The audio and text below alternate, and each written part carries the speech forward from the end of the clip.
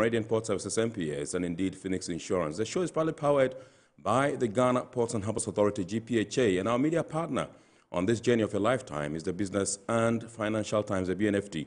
If you want to have a grasp of all the transpired in the show tonight, make a date and grab the Thursday edition of the BNFT, and you'll be able to see all that happened here tonight. Indeed, we are going to be streaming live on our social media pages. On Facebook, we are streaming live at Ghana Ports and Harbours Authority. Ghana Ports and Harbours Authority. Still on Facebook, we are live at Port of Tema, and on YouTube, we are streaming live at Iron Port. Now, we are going to be getting interactive with you as usual, and so all you have to do is sit back, relax, grab your phones, and send us your messages and comments via our dedicated WhatsApp line, which is 0538 037353.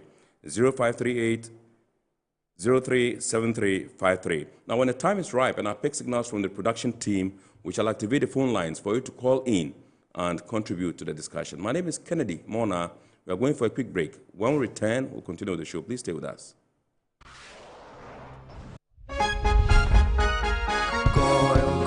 Good energy brings you quality choices with Goil Super XP. Available in many Goil stations nationwide. It is fortified with special additives that help your engine perform better and use less fuel. Branch into a Goil station today and energize your ride with Goil Super XP, compatible with most vehicles. Goil Super XP, Wufilia, huh? Wubefeel. Goil, good energy. Yeah, yeah. Electricity, then pay your taxes. Yeah. Our taxes, our future. Because you see, without our taxes, we wouldn't have good roads, good schools, better hospitals, street lights, and other very important social amenities. When we pay our taxes, we give our children free and quality education. Talga, my money too small. Why should I pay my tax? Look, small. Salifo, it doesn't matter how small or big your business or income is. You still have to pay your taxes. The little taxes from each and every one of us, when put together, could give your community clean water or that deprived school with tables and chairs. Please pay your taxes. It is your responsibility. It is your civic duty. It is the law.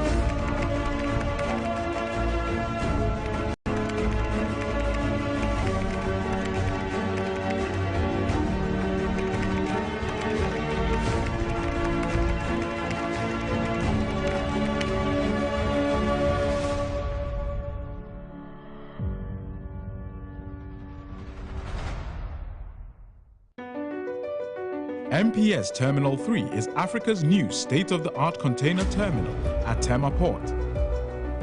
For manufacturers, agro-processors and traders, the new port means business can be done faster. This infrastructure boost will improve Ghana's port handling capacity, connect more trading routes, and oil the engine of growth for the economy, creating greater opportunities across all sectors as Africa's markets merge and become the largest trading bloc globally. MPS, we connect, you thrive. Business and life can be like the sea sometimes. Sometimes serene, sometimes calm, sometimes turbulent, and at times it brings the unexpected. However it is like, trust Phoenix Insurance for your home, car, business, and marine insurance needs. Call 0302-246-319 or 0243-690-492. At Phoenix, you experience a delightful service delivered with wisdom. Welcome to the GPHA port of Takoradi, Ghana's first commercial port. The Ghana Ports and Harbours Authority, GPHA, has in its quest to position the ports of Ghana as the leading trade and logistics hub of West Africa, embarked on a massive expansion drive at its Takoradi port, the first commercial port of the country. This has resulted in a radical transformation of the initial 7-berth low-drafted port, which was constructed in 1928, to an ultra-modern port fitted with deep-drafted container, multi-purpose dry bulk, and liquid bulk facilities. The 16-meter deep dry bulk terminal is the deepest in the sub-region, with a total quay length of 800 meters. It is fitted with a combined 3-kilometer length conveyor system, which comes with a 2,500 metric tons per hour ship loading capacity, which has greatly improved ship turnaround time at the port. The Marshall Liquid Bulk Terminal is a fully automated liquid bulk facility dredged to -14 chart datum and equipped with automated firefighting system. The facility is fitted with 5 loading arms for gasoline, diesel, LPG, bitumen, and heavy fuel. On the container side, Takoradi Port's 16-meter deep Yield and ATSL container terminal with a quay length of 600 is expected to receive container vessels in the 3rd quarter of the year.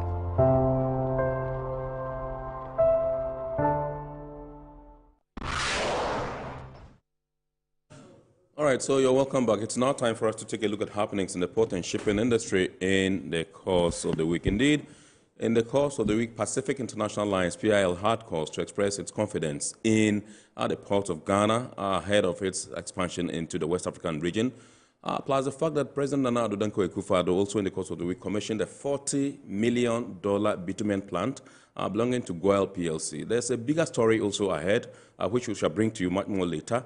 But for now, enjoy these.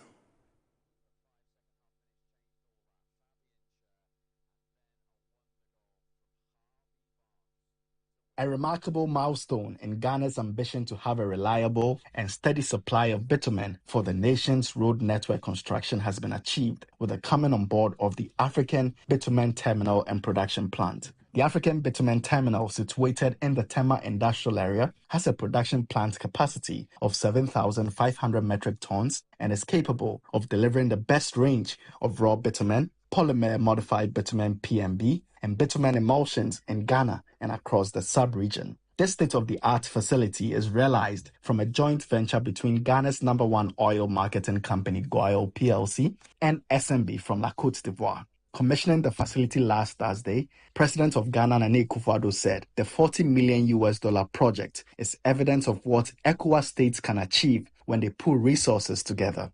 This facility has come at the right time.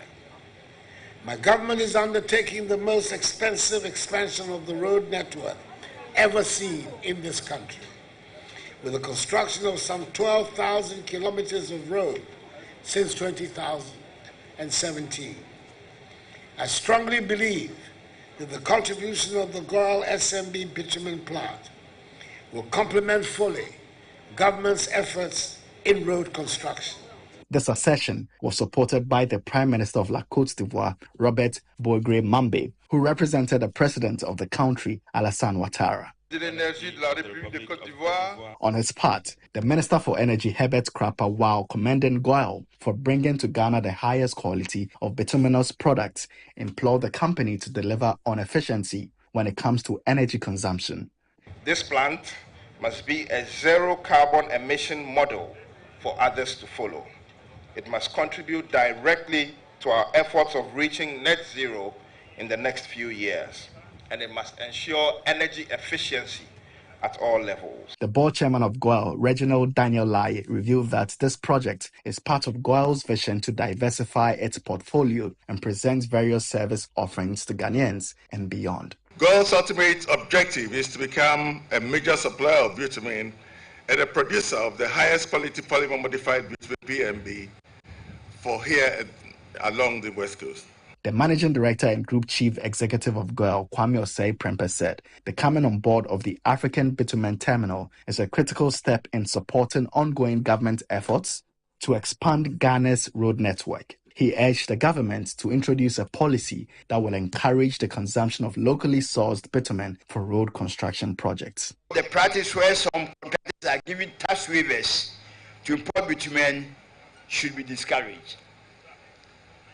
Ghana stands to gain if measures are put in place to prevent low quality grades of bitumen being imported to the country. The director of SMB, Marie Josephine Sidibe, also expressed excitement at this fruitful partnership between two indigenous giants in the energy sector.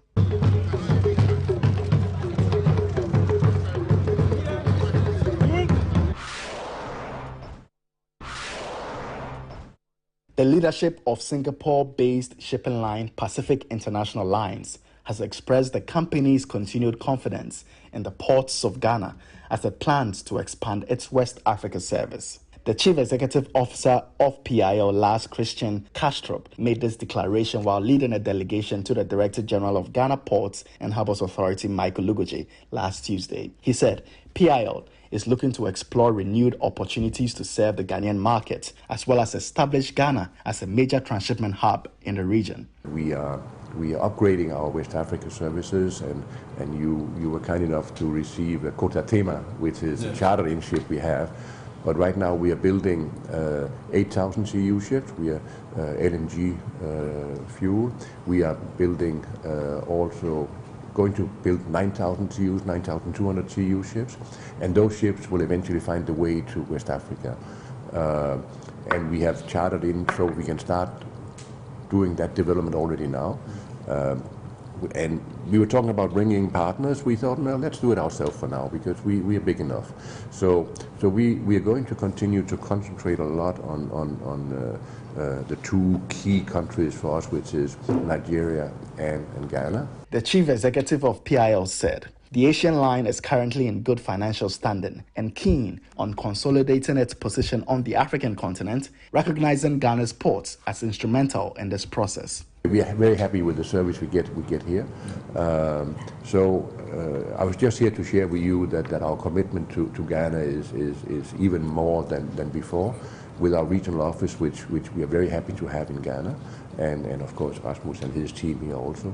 And you have a PIL which is today financially very strong, and also thank you for the support during the difficult times. On his part, the Director General of GPHA, Michael Lugoje, revealed that his outfit is undertaking major transformational projects to attract increased traffic to the port. Among them is the new Atlantic container and multi-purpose terminal at the port of Takoradi. The advantage of Takoradi is that there's no congestion.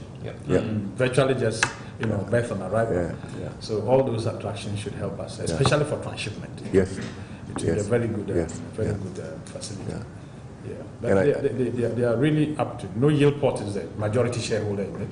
They are 51% shareholders. Yes. And they are really very, very serious at retooling and make it attractive. Michael Lugoje said the authority is also committed to ensuring efficiency at the various terminals at Ghana's ports in order to repay the faith reposed in the authority. I think over the years we've had a very, very successful partnership, which is growing in terms of calls and also the volumes that are coming through our ports. And we are quite positive that going down into the next couple of years, we will soon really be much more positioned to provide a good,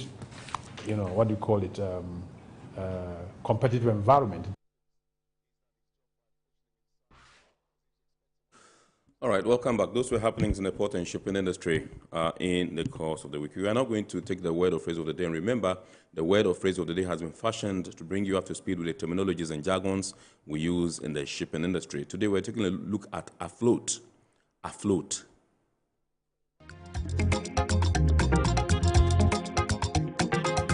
Afloat. Afloat refers to the condition of a vessel which is floating freely, not aground or sunk. This is a term more generally used to describe vessels in service. For example, the company has 10 ships afloat.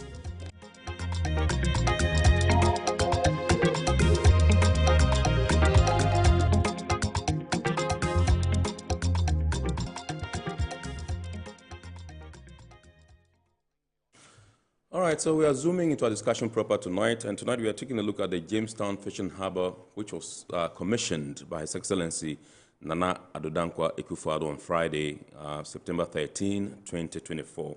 Now, in 2017, when the NPP administration, under the leadership of President Akufo-Addo, took the reins of political power, the president paid a visit to the Jamestown area and promised the people that he was going to build for them a fishing harbour.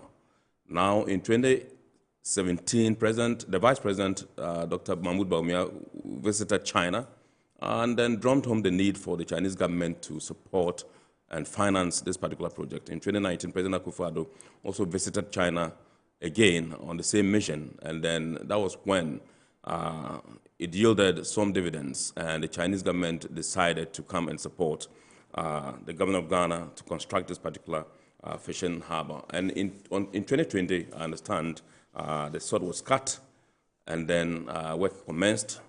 And fortunately for the people of Jamestown and the entirety of Ghana, we saw President Akufo-Addo fulfill his promise to them by commissioning this particular facility, major facility worth some $50 million, with a lot of ancillary facilities attached to it.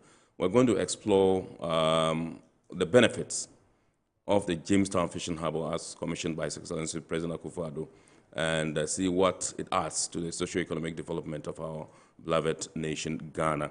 And so tonight it gives me pleasure to introduce to us Mr. Prosper Amewode. I guess I didn't butcher the name. No, you didn't. Yes, Mr. Prosper Amewode is the Deputy Director at the Ministry of Transport in charge of policy planning, monitoring, and evaluation. Good evening, sir, and welcome. Good evening, Ken. It's been a while. Absolutely. After Paga, we haven't met. I know, right? We have to go there again. Yeah, it was wonderful. Yeah. Yes, and then also in the studios with us is Engineer Mavis Dede Alute. Engineer Mavis Dede Alute is Deputy Project Engineer at the Ghana Ports and Harbours Authority, one of the people involved in ensuring that the Jamestown Fishing Harbour, and indeed all other fishing harbours and landing sites across the country are being, see the light of day, as it were, in terms of engineering. So, Madam, welcome to our port. Awesome. Your first time here, right? All right. So we say welcome. Thank you. And her microphone is on. It's on. Yes. It's on. Maybe you have to draw it a bit closer to you. Let's see. Production, is she okay now? She's fine. Awesome. All right, so let me begin with you. I just gave a chronology. Okay, all right, I understand. We would have to go to Jamestown, where the president launched this particular, or commissioned the Jamestown Fishing Harbour on Friday. Let's take a look at the story before we begin with the discussion.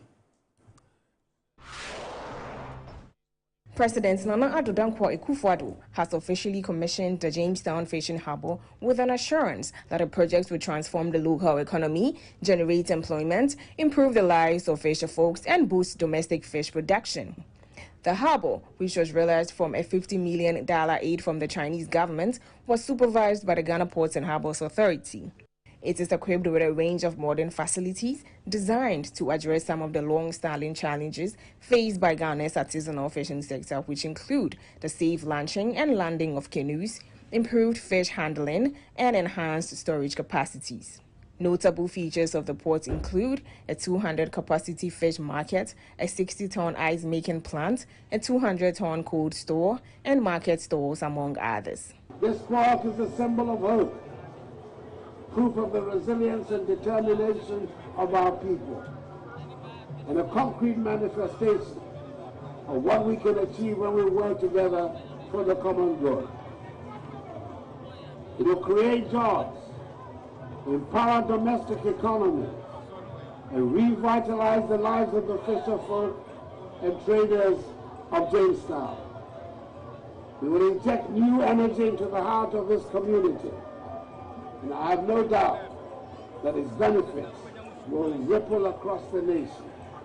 Speaking at the commissioning ceremony, the president said the inclusion of the crèche will support women traders, allowing them to conduct their businesses with peace of mind, knowing their children are safe. The president underscored his government's understanding of the critical role agriculture and fisheries play in Ghana's economy, noting that the fishing sector supports over 2.6 million livelihoods and contributed $263.2 million to the nation's GDP in 2020. And just as Elmina now thrives with increased fishing activity, so too will Jamestown become a hub of economic activity, growth, and prosperity. Ladies and gentlemen, projects like these are not mere monuments to progress. They are vital lifelines, means to socio-economic empowerment, avenues for job creation, and stepping stones to improve livelihoods. The Minister for Transport, Kweku Ofori-Esiama, the other President Akufo-Addo, whom he said should be credited for honoring his promise to the people of Jamestown. In 2016, when His Excellency came here, he made a solemn promise to the people of Jamestown that if by God's grace he is elected as President of the Republic, this project will see the light of day. So when he won in 2016, in 2017, I accompanied the Vice President to China. It was one of the projects that he discussed. Then the President himself followed it. I was part of his team to make sure that the funding of the project is secure. The Greater Accra Regional Minister, Daniel Titus Glover, said the project demonstrates government's commitment to improving the lives of those living along the coast. It is estimated that this fishing harbour will generate direct and indirect jobs close to about 4,000 daily, creating new opportunities and livelihood for our people. The Chinese ambassador to Ghana, Tong Defa, said the Jamestown Fishing Harbour project shows China's commitment to strengthening bilateral ties with Ghana for socio-economic development. China remains Ghana's largest trading partner and major foreign investment source for many years. In the first half of this year, the bilateral trade volume almost reached $6 billion, with a year-on-year increase of 13.3%. Speaking on the sideline to Iron Port, the Director General of GPHA, Michael Luwuji, said the facility will be well managed by his outfit to achieve its intended purpose of improving the lives of fisherfolks.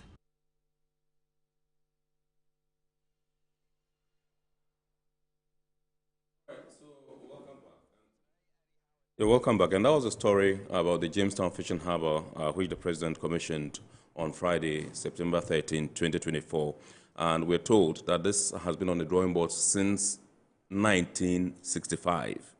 Since 1965. And in 2024, it has been commissioned and handed over. You know, the Chinese government helped Ghana to do that with a sum of $50 million. And so we're zooming into the discussion proper. I've already introduced my guests to you, Mr. Prosper Amewode, who is the Deputy Director in charge of Policy Planning, Monitoring and Evaluation at the Ministry of Transport, and indeed Engineer Mavis Dede Alote, who is the Deputy Project Engineer at the Ghana Ports and Harbours Authority. Let me begin with you. You saw the chronology of events that I gave. That when the president came, in fact, yesterday, on Friday, when the president was speaking, he intimated that he used to live around that area, and where the fishing harbour is, station was situated or has been built, is where he used to play with his folks, his friends, and all that. And so it held a special place in his heart when he became president and visited there and promised them that he was going to do that before his tenure ended. And he delivered on that promise on Friday to the admiration of all the people in the area and, the Greater Accra region as a whole. So let me begin with you and find out from you at what point you thought, from the ministry's perspective, it was ready for commissioning? Okay, thank you very much, Ken. So perhaps let me just add this bit to the introduction you gave. Yes. Documentation from the ministry, revealed that back in 2005, yes. There was a study, a pre-evaluation of a form under the Ghana Agricultural Subsector Services Improvement Program. Right. That sought to, look at the coast, the entire coast of Ghana, right from the west coast to the eastern coast, and, do an assessment of the status of, artisanal fishing infrastructure and services.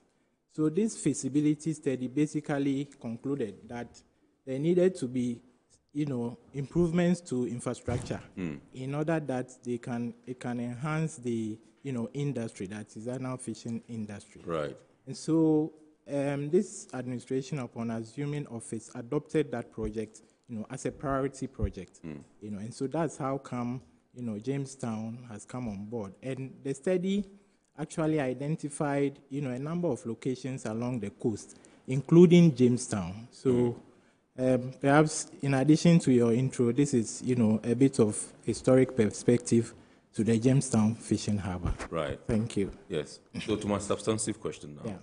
At what point, from the ministry's perspective, did you realize that the fishing harbour was ready and to be commissioned? In fact, it's been an ongoing, project, and it was ready this year actually, but we needed to put some, administrative processes in place.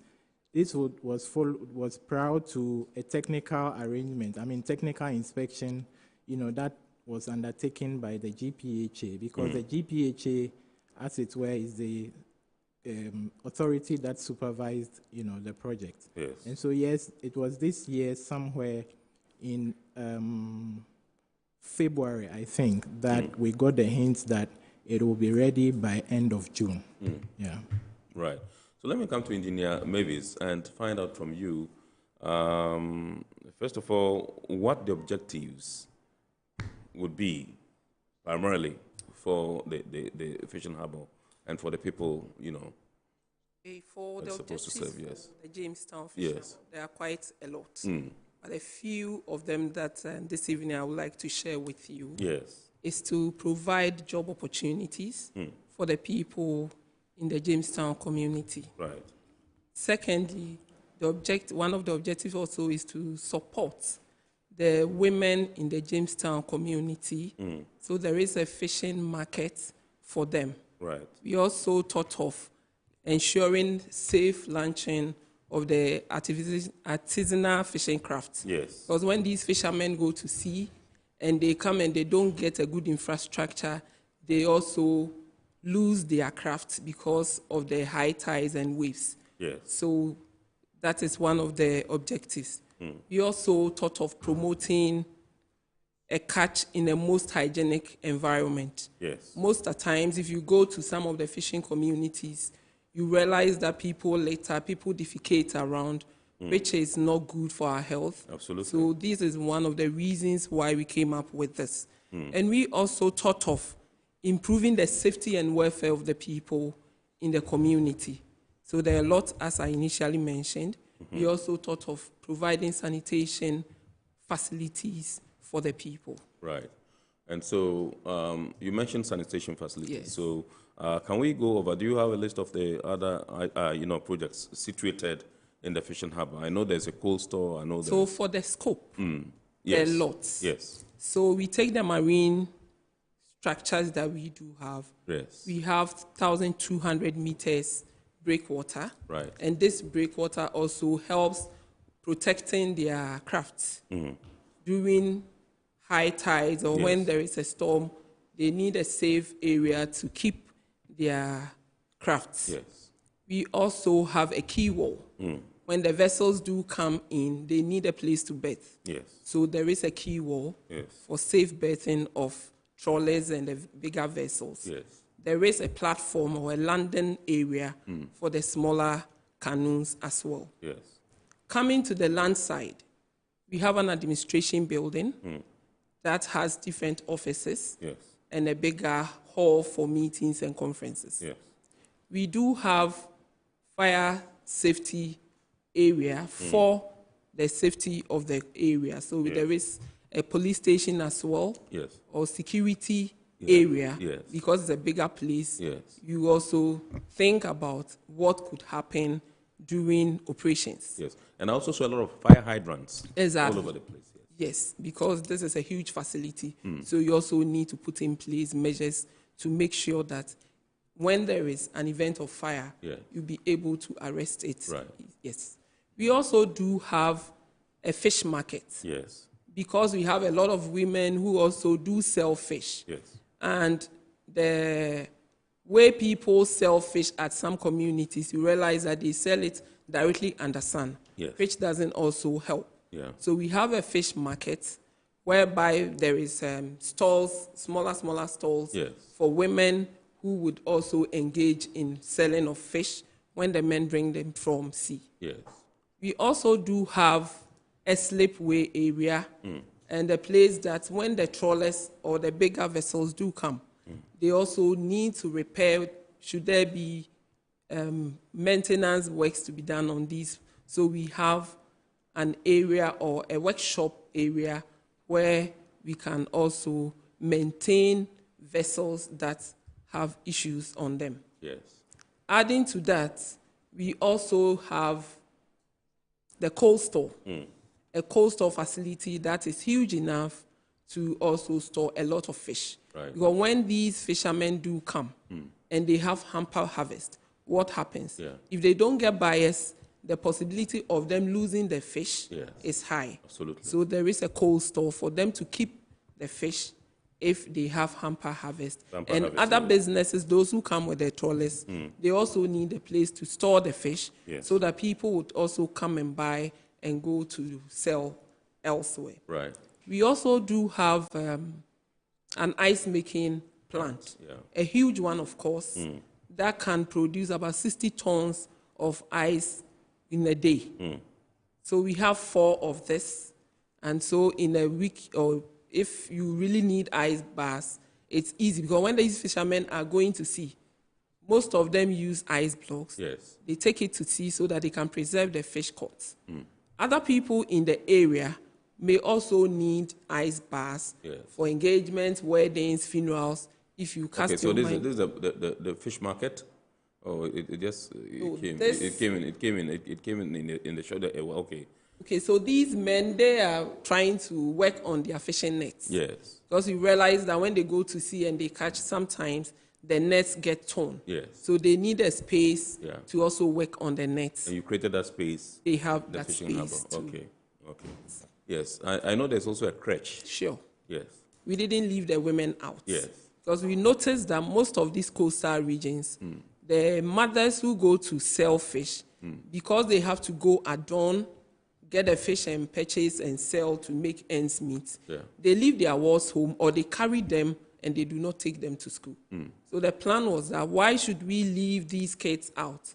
Because mothers are working to also make ends meet. So let us create a kindergarten or the crèche.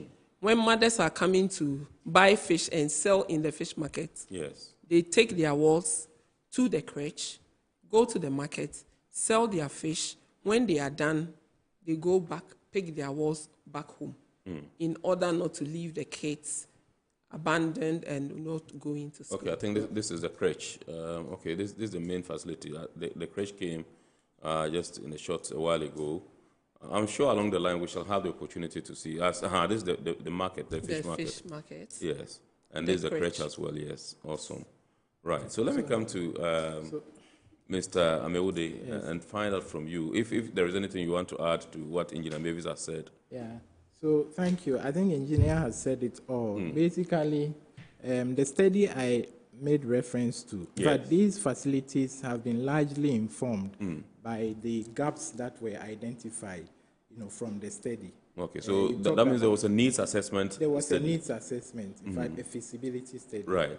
You talk about post-harvest losses. Yeah. That's why the ice-making plant and the cold store, for instance, have been, incorporated into the design. So the facilities, as enumerated by engineer, have been largely informed by the outcome of the study that was conducted.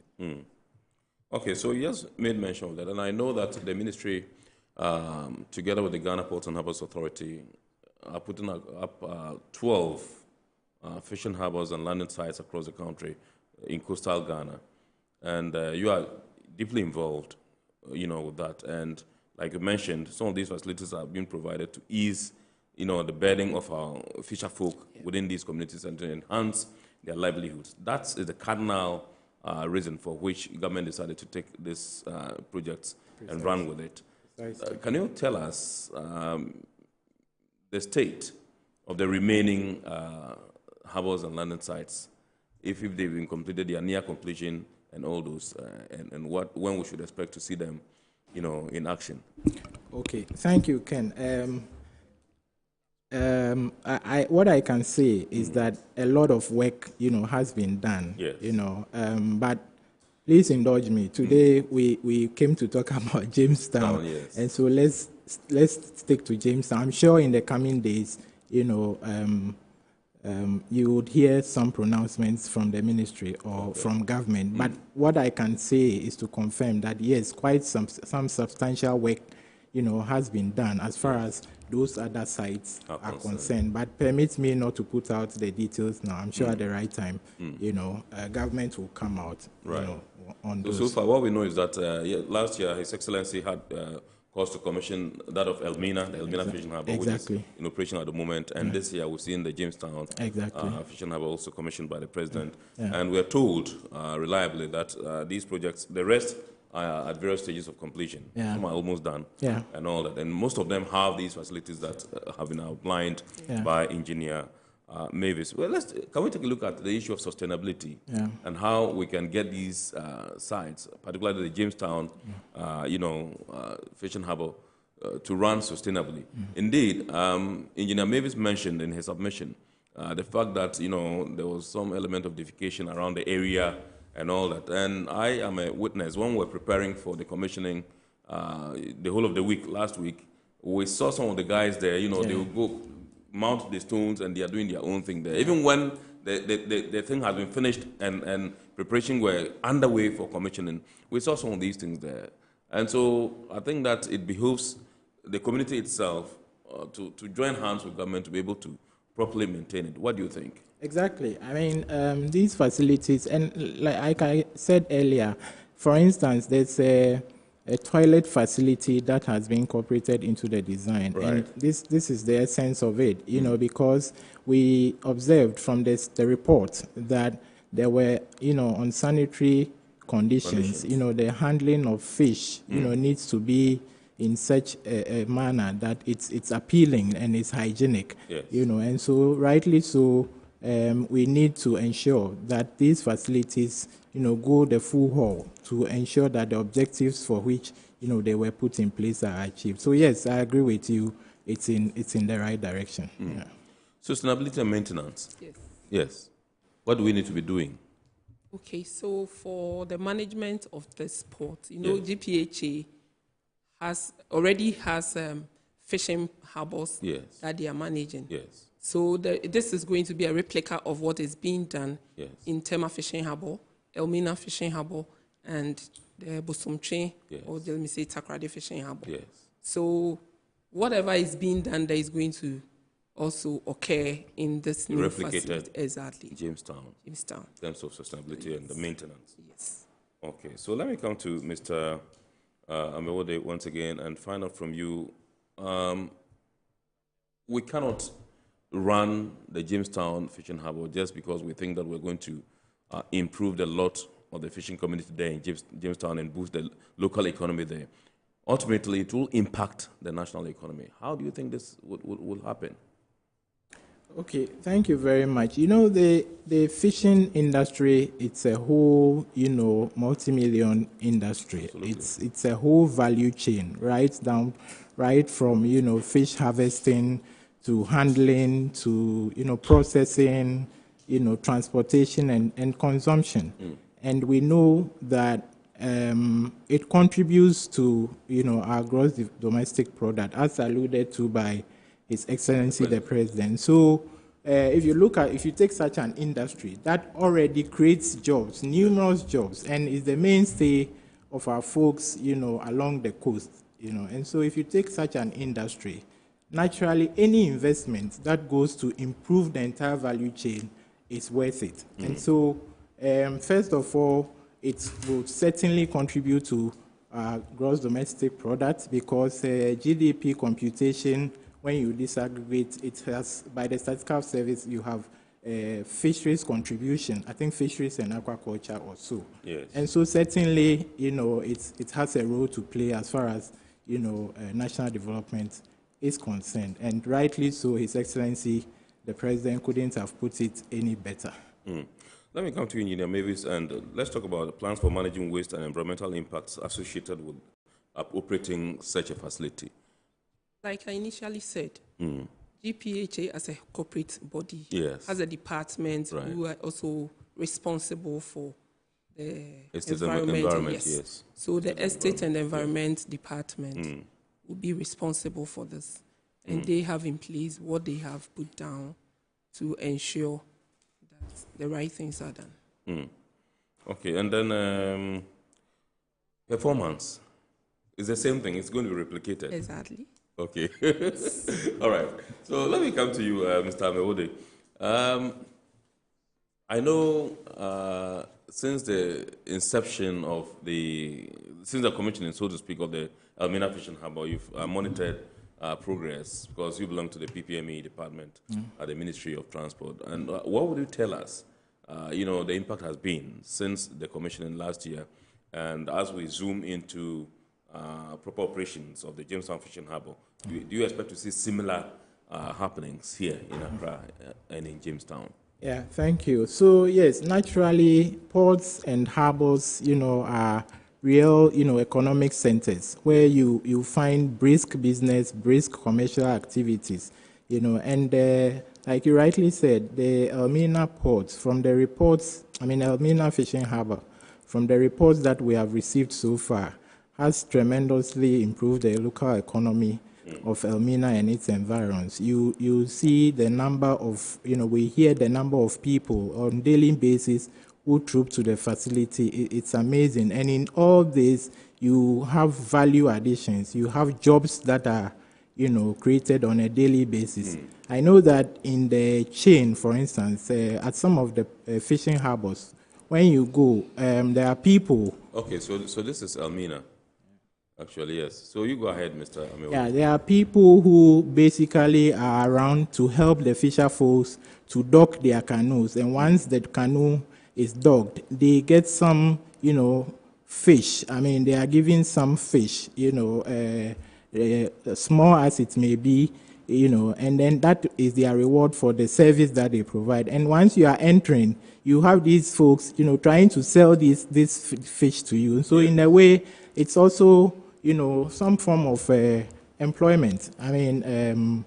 Value that, people, and service that people have rendered, and they are getting value, not in cash, but, from fish catch. And so it's a whole, economic zone, and we couldn't have been happier, with the project. Same would go for Jamestown, I believe. And from where we sit, already we have received proposals from the private sector to even, they are asking to partner, the GPHA as far as the management of the facility is concerned. And when you go through the proposals, you see that they are proposing some additional value, some value addition that would, lead to increased revenue generation. Because do you mind sharing some of these additional values?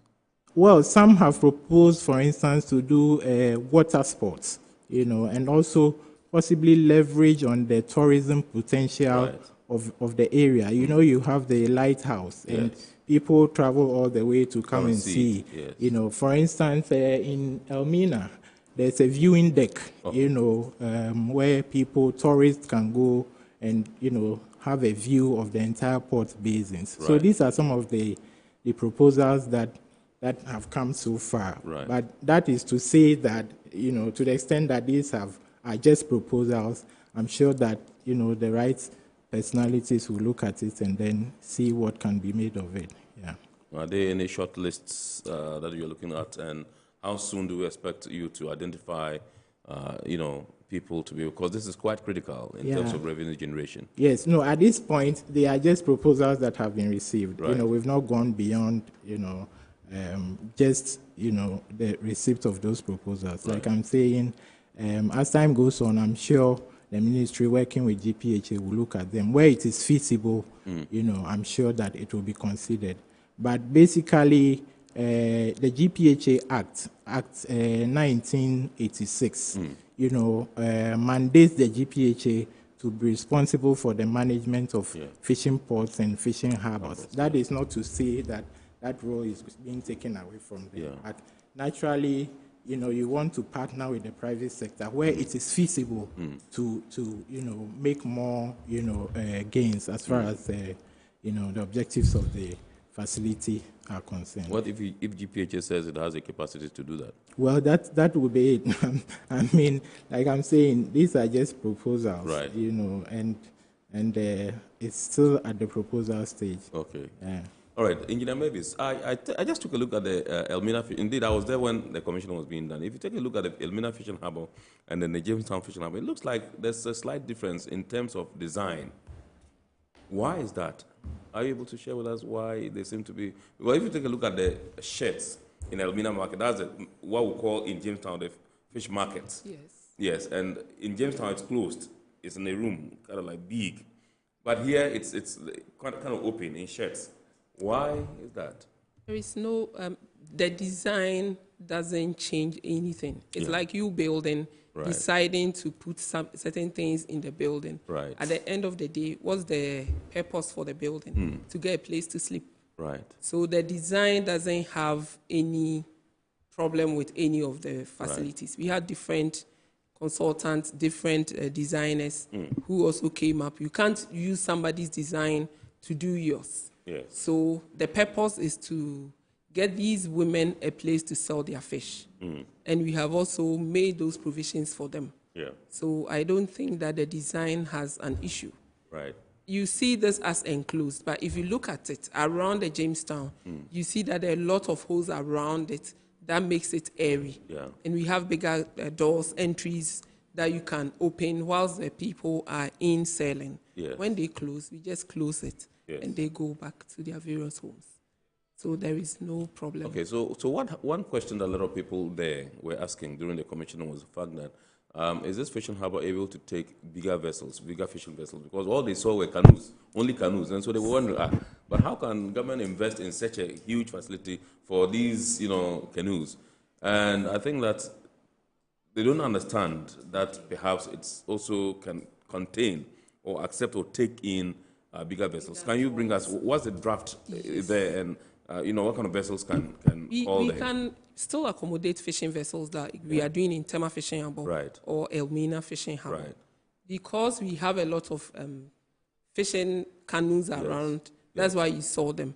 But as we start operations, definitely you will see them. Yes. Because you saw the quay wall. Yes. The quay wall is there for such vessels, yes. Because they need to come and anchor. And so we have a place for them. So those who intend to use use Jamestown, they are welcome because we can accommodate them. Mr. Amewode, yes, you want to add to that? Yeah, so just to add to what the engineer said, for instance, I mentioned some proposals that are coming in. One of them was looking at possibly a cruise, service, to sort of complement the tourism potential of the area. And naturally, depending on what kind of vessel that is being proposed for this service, it will mean that there need to be additional, dredging, of the basin. Okay. And so there are a lot of things, a potential that would come out of this project. Okay. This, as the president said, is a means to, a lot more, a positive impact that we expect to make to gain from the project. So this private person is willing to help with the dredging? Yeah, well, what I'm saying is that there are proposals that they want to do cruise, services, but depending on what vessel, Yes. you know, the circumstances will determine, Yes. you know, what needs to be done. Vessel that demands a deeper draft. Exactly. So if it requires that there should be additional dredging, then naturally, you know, the proposal will have to incorporate, you know, that. Per the proposals you are getting and what people are proposing, do you anticipate there to be some element of phases in the Elmina, in the Jamestown Fishing Harbour? Maybe perhaps we can just call this one a phase one, maybe some other phases just to maybe enhance and expand its capacity in terms of operationalization. I technically would not say phases. What we have there is what, you know, the design that had been done. Yes. Based on the facility that was secured to do the project. So that is it. Right.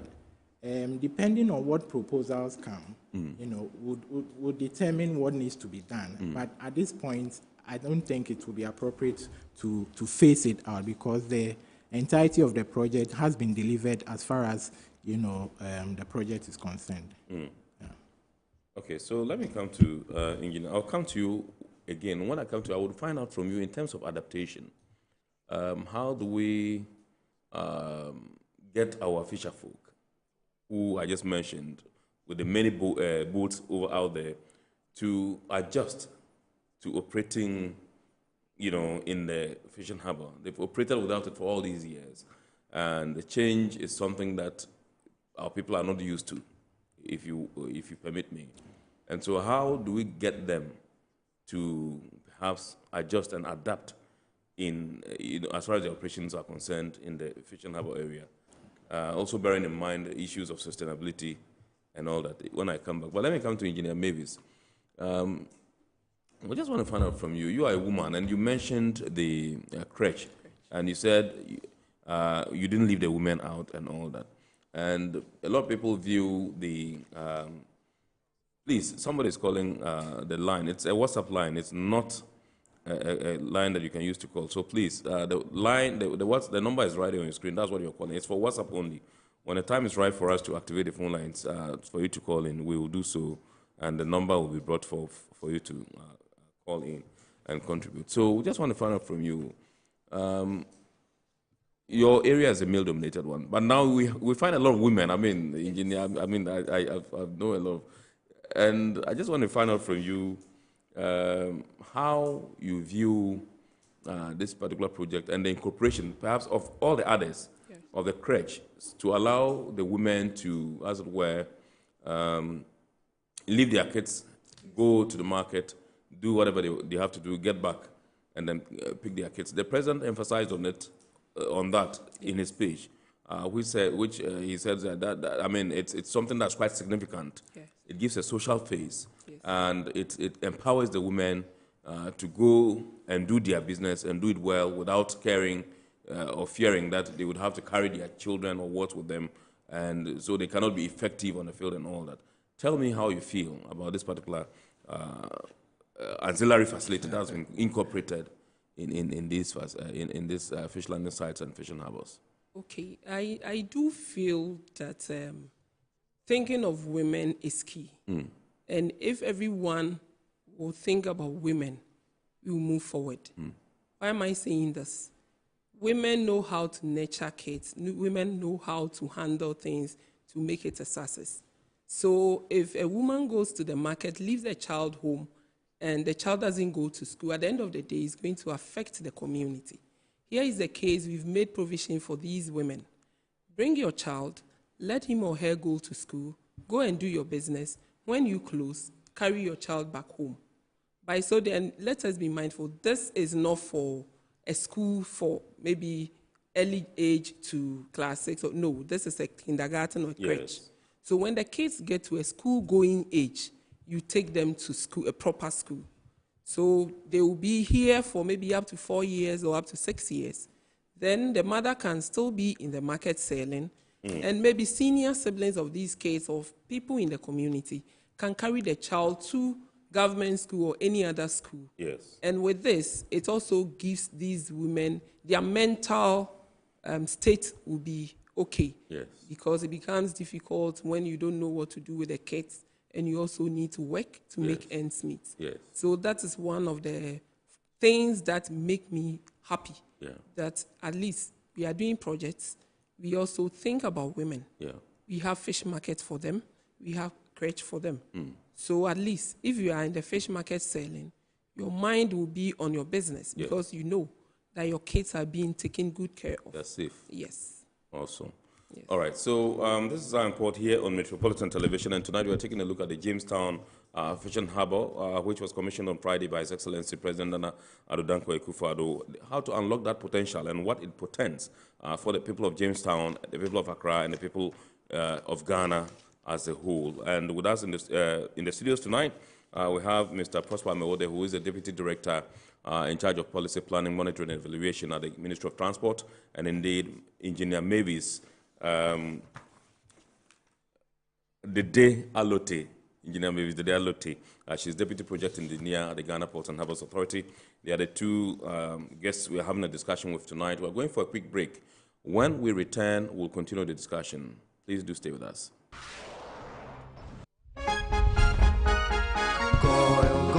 Good energy brings you quality choices with Goil Super XP. Available in many Goil stations nationwide. It is fortified with special additives that help your engine perform better and use less fuel. Branch into a Goil station today and energize your ride with Goil Super XP, compatible with most vehicles. Goil Super XP, Wufilia, huh? Wubefi. Goil, good energy. Yeah, yeah. Electricity, then pay your taxes. Our taxes, our future. Because you see, without our taxes, we wouldn't have good roads, good schools, better hospitals, street lights, and other very important social amenities. When we pay our taxes, we give our children free and quality education. Oga, my money too small. Why should I pay my tax? Look, small. Salifo, it doesn't matter how small or big your business or income is. You still have to pay your taxes. The little taxes from each and every one of us, when put together, could give your community clean water or that deprived school with tables and chairs. Please pay your taxes. It is your responsibility. It is your civic duty. It is the law.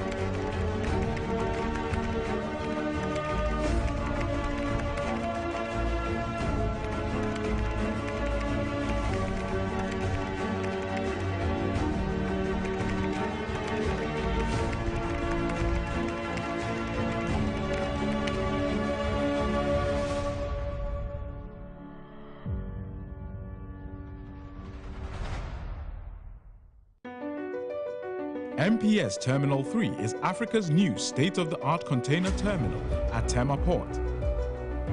For manufacturers, agro-processors and traders, the new port means business can be done faster.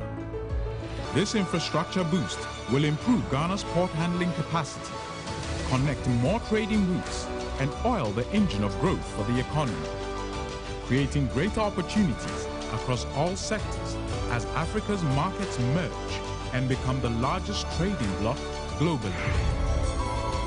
MPS, we connect, you thrive.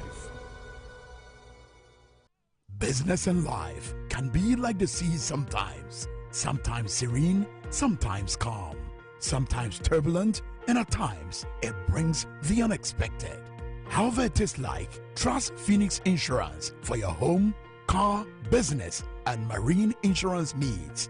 Call 0302 246 319 or 0243 690 492. At Phoenix, you experience a delightful service delivered with wisdom.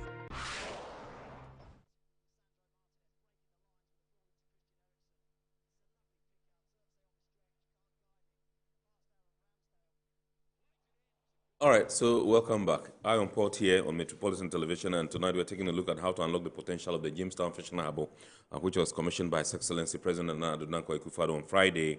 That was September 13, 2024. With us in the studios tonight, Mr. Prosper Amewode, who is Deputy Director in charge of Policy Planning, Monitoring, and Evaluation at the Ministry of Transport, and indeed, Madam Engineer Mavis Dede Alote. She's Deputy Project Engineer at the Ghana Ports and Harbours Authority. They are the two guests we're having a discussion with tonight. We're going to take a look at a 5-minute documentary on the Jamestown Fishing Harbour. We'll look at it, and then when we come back, we shall activate the phone lines and take your calls and continue with the discussion as well. Please stay.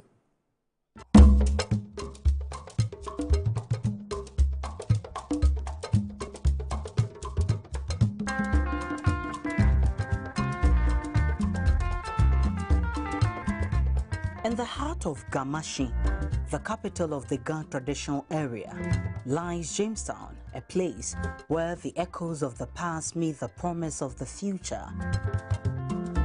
The Jamestown Harbour, once a critical hub for the export of raw materials on the Gold Coast, had over recent decades disintegrated into a state of ruin, only serving as a docking centre for artisanal fishermen in and around the area.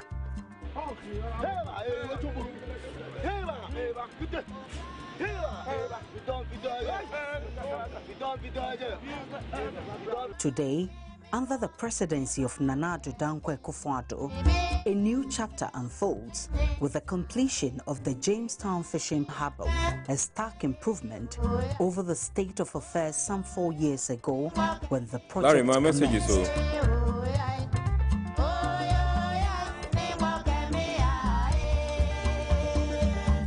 The engineers from China Railway Construction Corporation, with supervision from the Ghana Ports and Harbours Authority for more than 48 months, journeyed through storms to deliver a modern harbour that will usher the fishing community into an era of sustainable fishing activities. Jamestown is just one of 12 coastal towns in Ghana benefiting from a broader government initiative of constructing modern fishing harbours.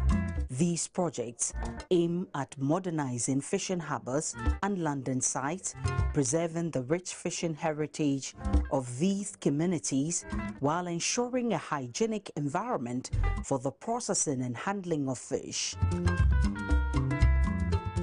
Spanning 60,000 square meters, this state-of-the-art facility is a testament of progress and international collaboration realized through a $50 million aid from the Chinese government. Supporting the daily work of up to 4,000 people, the harbour's design is optimized to make the most of every square meter. Every facility from the fish market to the crèche aims at empowering the local community. This facility is more than just a harbour. It's a lifeline for the community, equipped with modern amenities such as a 60-ton ice-making plant, a 200-ton cold store, and a fish market that can accommodate 200 sellers each day. Fisher folk within this community are beaming with smiles as they look forward to the numerous benefits this modern harbour will bring, with better preservation of their catch and improved market opportunities. The future is bright for the artisanal fishing community of Jamestown. The issue of where to preserve their catch after a bumper harvest will now be a thing of the past. No post-catch losses. As the fishermen embrace this new chapter, they can be assured that the Ghana Ports and Harbours Authority, under its mother ministry, the Ministry of Transport, will be counting on their cooperation to manage and maintain this facility, ensuring its success for generations to come. The government's investment in the Jamestown Fishing Harbour is a testament to its dedication to the welfare and prosperity of Ghana's fishing communities. Additionally, government's foresight and leadership in developing the Jamestown Fishing Harbour will have a ripple effect, benefiting generations of fishermen and the broader economy. As the Jamestown Fishing Harbour sets sail for a brighter future, Ghana's fisheries industry is poised for a sea change. With its state-of-the-art facilities, the Jamestown Fishing Harbour is now a beacon of hope for a more prosperous and sustainable fishing industry. As the nets are cast and the boats set sail from Jamestown's new harbour, Ghana's fishing industry is reeling in a better future.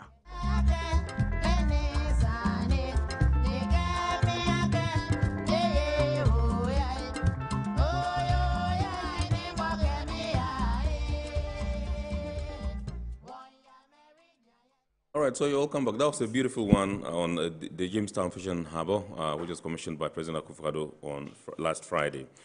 So you're welcome back. Let me come to you. I've been told by the production team, by the way, that you can call in and contribute to the discussion. The number to dial is 020-552-8353.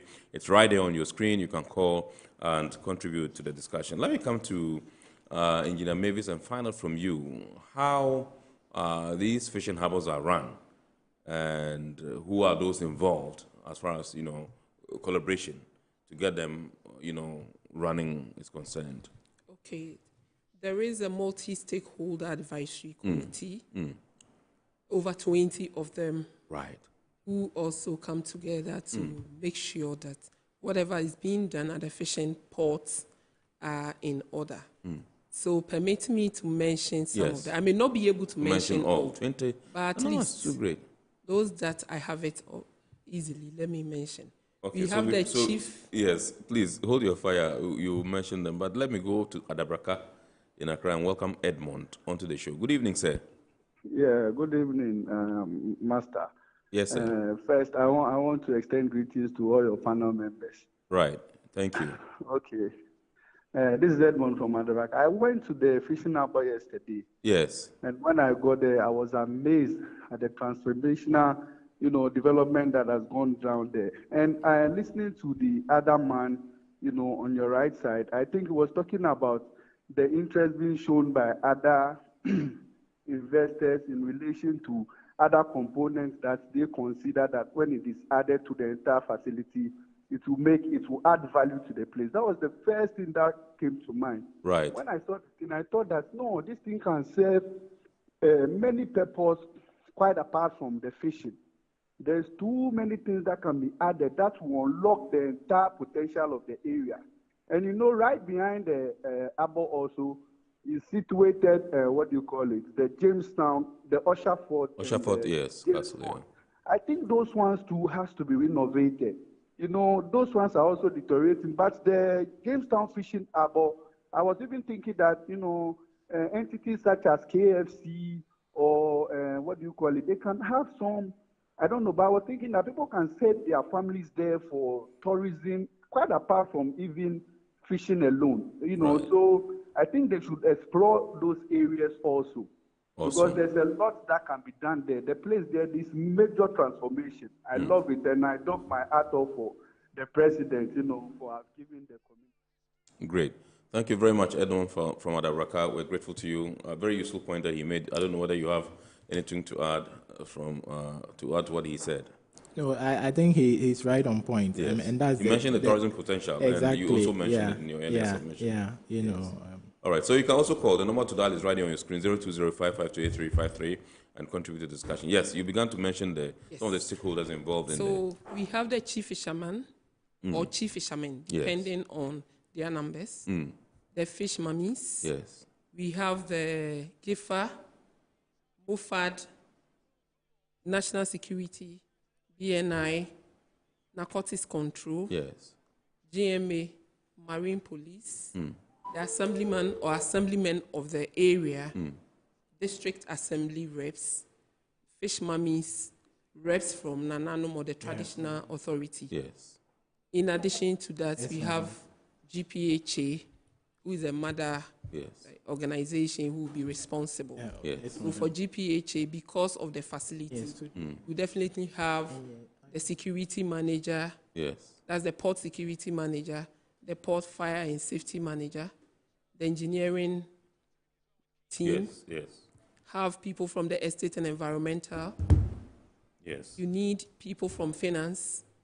So all these people will come together to form the multi-stakeholder advisory committee. And each of them, because we are going to deal with different kinds of people, each of these people or leaders are also going to talk to their members so that the rules and regulations, tolls and fines and anything that we would also come up with, they will communicate to them, take their input for the better running of the area. Facility. Okay, awesome. All right, so let me go to Abokobi and welcome Uncle Tony. Good evening, sir. Good evening, boss.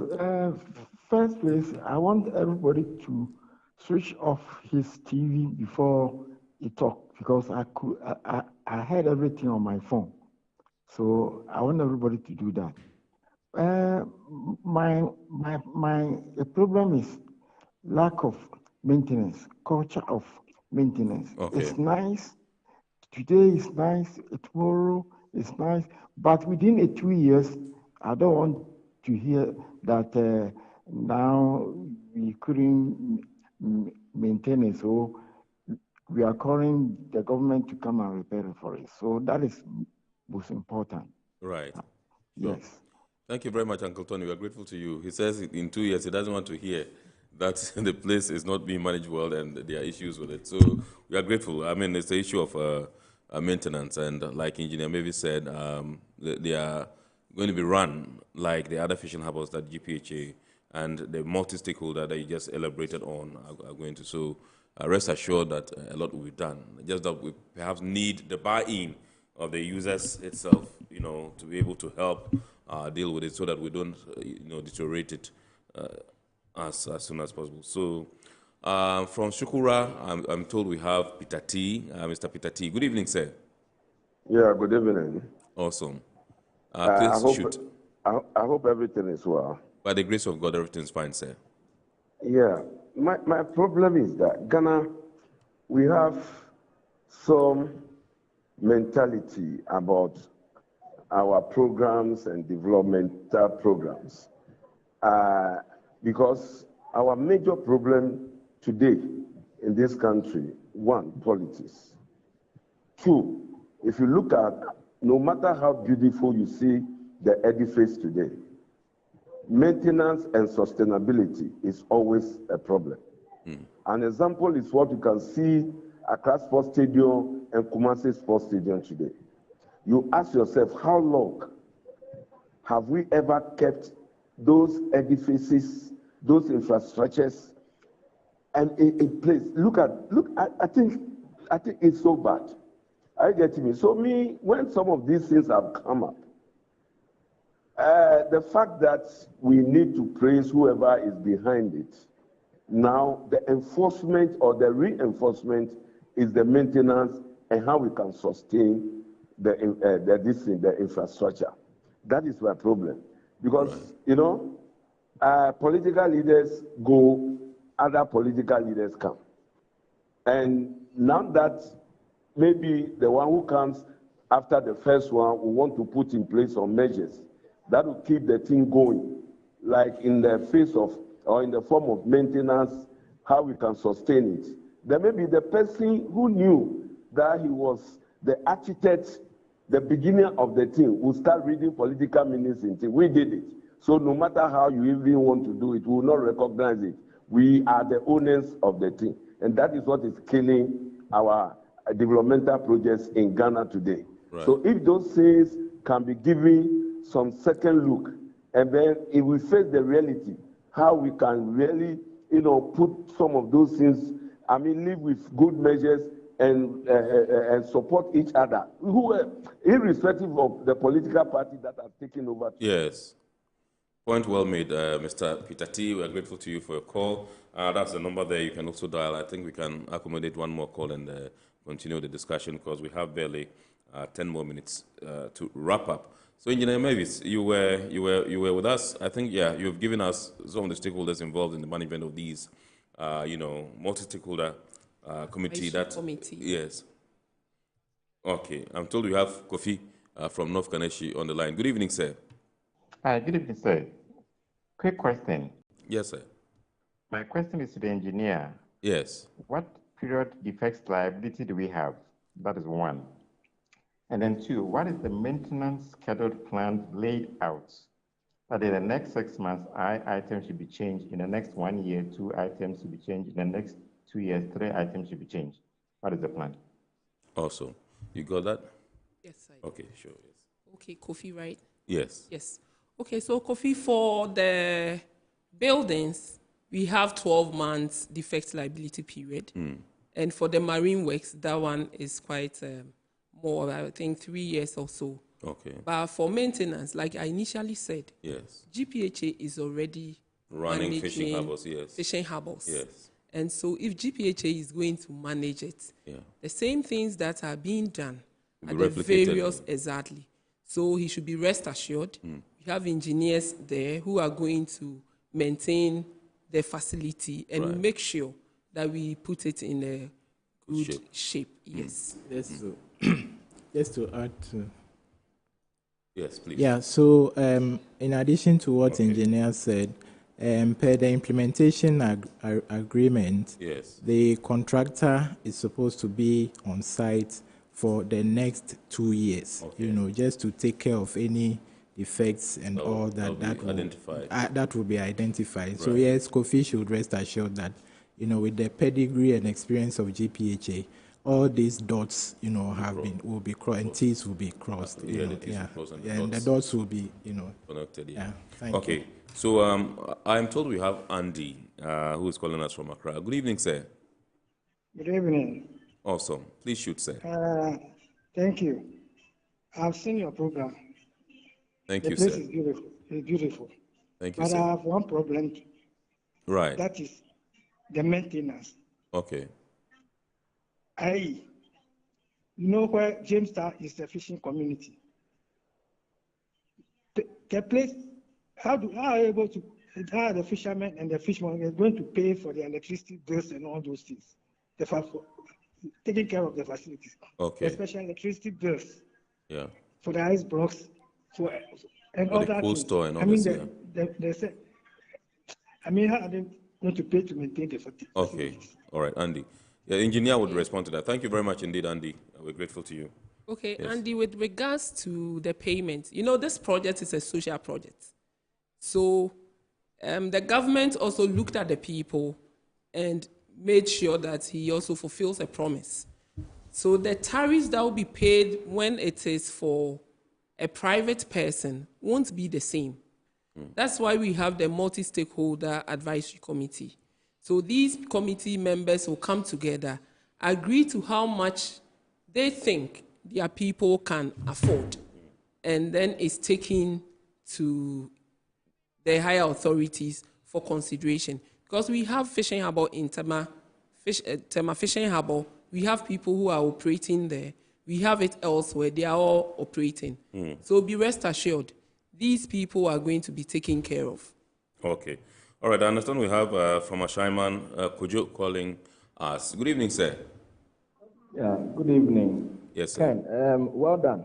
I think we are all happy to see this project. Thank you, sir. But a quick one, yes. I would like to find out if employment already has been done or the process is ongoing so that some of us who need job can quickly push in the application. Thank you. You're welcome, sir. Thank you, too. With respect to employment, I cannot tell. I know that the Greater Accra Regional Minister made a call for a quota to be given to the people and that they should GPHA should collaborate with the coordinating council to see what they can do. I can't say anything about it, but that was what I heard him in his speech say. Maybe if Engineer Mavis has anything to say, but I can't tell. And somebody is also even asking whether the shops, over there at the Fishing Harbour will be rented out. Yeah, I think from Tema sent in that and is trying to inquire whether the shops will be rented. In fact, to be fair, His Royal Majesty, the government chair, also make that call that, in terms of employment, the people should be considered. Yeah. Mm. Okay, in terms of the jobs? Jobs, yeah. Okay. Yeah. Okay, all right. Good. So you heard him, he says the people in the area will be considered for the jobs. And I think I heard 4,000 jobs or so, to be generated, as far as this particular project is concerned. That's quite huge. Yes, let me take a last caller. Niama, who is calling us from OEB. Good evening, sir. Good evening, sir. Awesome. Please shoot. I want to contribute to your program. Please shoot, sir. Yes, sir. It's about the small canoe that they are using over there, the wooden ones. Yes, sir. We are appealing to the government to give them a nice fishing boat, so that the place will be nice. Otherwise, they will use these small wooden canoes to destroy the place, and the place will look like Zongo. Right now, the place is not Zongo. Right. It's not a nice place. They have to keep the place nice. The people who are going there should be nice. They should behave well. Right. Otherwise, you see this place as a Zongo again. That's my opinion. Thank you very much, Niama. We're grateful, sir. Thank you. You happen to be our last caller. We can't afford to pick any caller again. Let me find out from Mr. Amewode. Okay, you have answered that on the way the fish, these are operated and all that.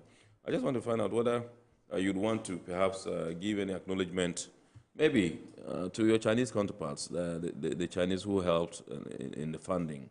What would you want to tell them? Because I'm sure they are watching now and they would want to hear something about them for investing such a hefty amount into this particular project.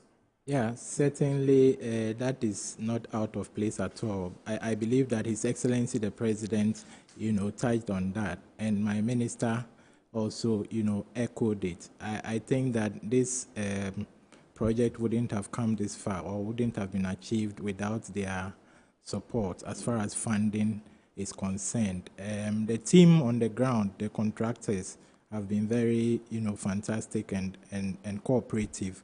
And the project, was achieved, in good time. And so, naturally, our thanks go to them for the support. The embassy, the economic counselor, and all the people who have played diverse ways to enable us achieve this project. In fact, it has been a collaborative effort. Yeah. The Ministry of Fisheries, the regional, coordinating council, the Accra Metropolitan Assembly, the GPHA. Yeah. I mean, they have been, amazing as far as the engineering unit is concerned. Mavis here, has been, on the beat right from day one, and we want to say kudos to them and thank you so much. Yeah. And indeed to Engineer Komla. Engineer One, I mean, he's the man. Engineer, shout outs to you. Yeah. Yes, sir. All right, so some messages came through. This one says, this one's from Abi Michaels in Ungwa. It says, how will the Jamestown Fishing Harbour ensure that local fishermen, especially small-scale artisanal fishers, have priority access to the new facilities and are not sidelined by larger commercial operations? And this one says there should be plans to incorporate the fishing harbour into Jamestown's rich cultural heritage. And could this be used to promote local tourism and bring more economic opportunities to the community?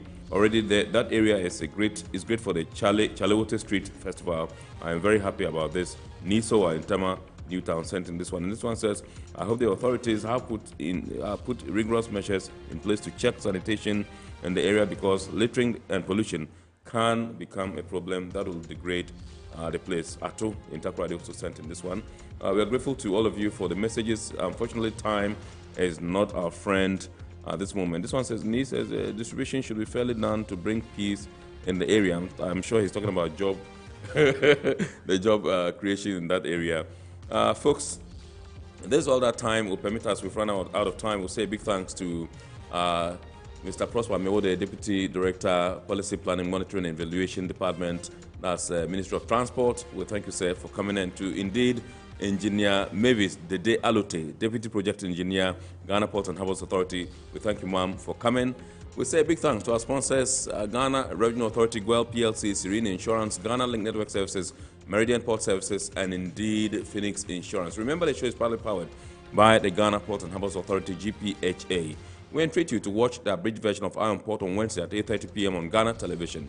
God willing, next week we shall bounce back with another wonderful edition of a favorite Iron Port program. My name is Kennedy Mona. We entreat you to keep watching the rest of our programs here, and we wish you a very super week ahead and good evening.